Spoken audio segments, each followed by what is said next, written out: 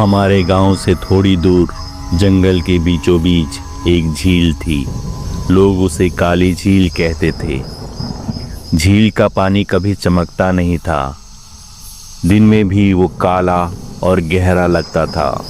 गांव वाले कहते उस झील का कोई तला नहीं है और जो भी उसमें गिरा वो कभी लौट कर नहीं आया।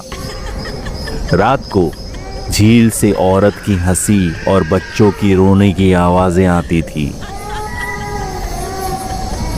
कहते हैं ये आवाजें उन आत्माओं की थी जो काली झील ने निगल ली थी। गांव में एक लड़का था, राघव, जिद्दी और निडर। उसने सबको कहते सुना था कि झील शापित है, लेकिन उससे विश्वास नहीं था। दोस्तों ने उसे चिढ़ाते हुए कहा, अगर तू इतना ही बहादुर है तो आधी रात को झील के किनारे बैठकर दिखा। राघव ने चुनौती स्वीकार कर ली। उस रात वो अकेला टॉर्च और लालटेन लेकर जंगल में गया। पेड़ों के बीच अंधेरा गहरा था। पत्तों के हिलने की आवाजें, उल्लू की डरावनी चीखें और दूर से झील का पानी। जैसे ही वो झील के किनारे पहुंचा, ठंडी हवा का झोंका आया।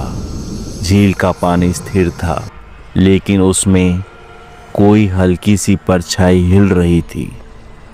राघव झील के पास बैठ गया। पहले तो सब सामान्य लगा, लेकिन अचानक उसने झील से आवाज सुनी, राघव, आओ, पास आओ। वो चौंक गया। चारों ओर अंधेरा था, कोई इंसान नहीं, लेकिन आवाज झील से ही आ रही थी। उसने लालटेन झील की ओर किया तो पानी के ऊपर एक लड़की दिखाई दी।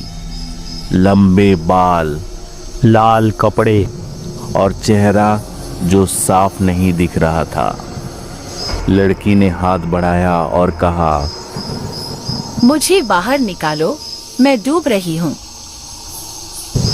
राघव झुककर देखने लगा, लेकिन तभी लड़की का चेहरा बदल गया। उसकी आंखें काली गहरी गुफाओं जैसी थी और मुंह से लहू बह रहा था। वो चीखते हुए बोली, तू भी अब यही रहेगा मेरे साथ? राघव डर के पीछे हटने लगा, लेकिन झील का पानी खुद ब खुद उछलकर उसकी टांगों से लिपट गया, जैसे पानी जीवित हो। वो भागना चाहता था, लेकिन पानी ने उसे खींचना शुरू कर दिया। उसके दोस्तों ने अगले दिन उसकी चप्पलें किनारे पर देखी, लेकिन राघव कहीं नहीं था। गांव वालों ने कहा, काली झील ने उसे निगल लिया। लेकिन कहानी यहीं खत्म नहीं हुई, क्योंकि रात को गांव में किसी ने राघव की आवाज सुनी। वो कह रहा था, मैं जिंदा हूँ, मुझे झील से निकालो। लोग डर के मारे झील के पास नहीं गए, लेकिन हर रात झील से राघव की मदद की पुकार सुनाई देती थी। एक बार एक बूढ़ा साधु गांव में आया।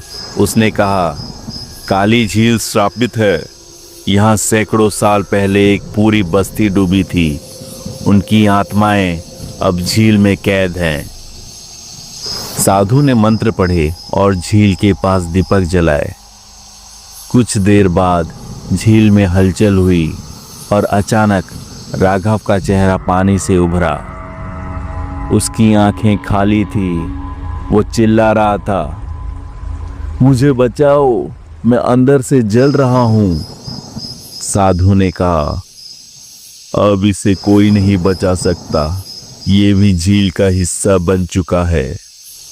इतना कहते ही राघव का चेहरा पानी में डूब गया और झील से फिर वही औरत की हंसी गूंज उठी। आज भी आधी रात को काली झील के किनारे मत जाना, क्योंकि अगर तुमने झील में झांका तो तुम्हें पानी में अपना ही चेहरा दिखेगा जो तुम्हें बुला रहा होगा। और अगर तुमने उस बुलावे का जवाब दे दिया तो समझो काली झील ने तुम्हें भी अपना बना लिया।